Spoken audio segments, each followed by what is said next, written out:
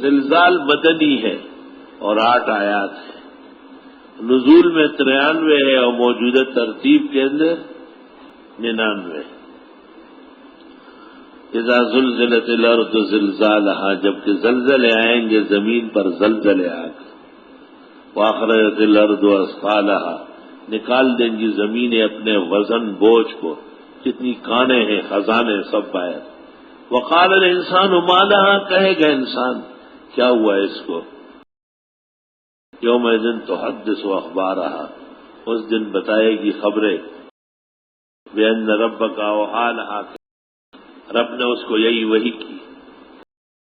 یومئذ یصدر الناس اشتاتا، اس دن نکلیں گے لوگ گروہ در گروہ، لیروا اعمالهم، کہ ان کو دکھایا جائے ان کے کرتوت۔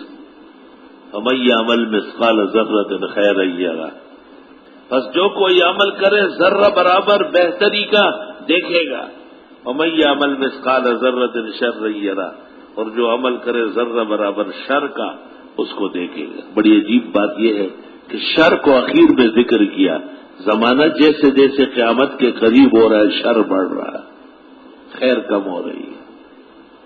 بخاری و مسلم میں ہے، آپ سے پوچھا گیا کیا گدھوں میں زکوٰۃ ہے اگر کسی کے پاس بہت سارے گدھے ہو پالتو؟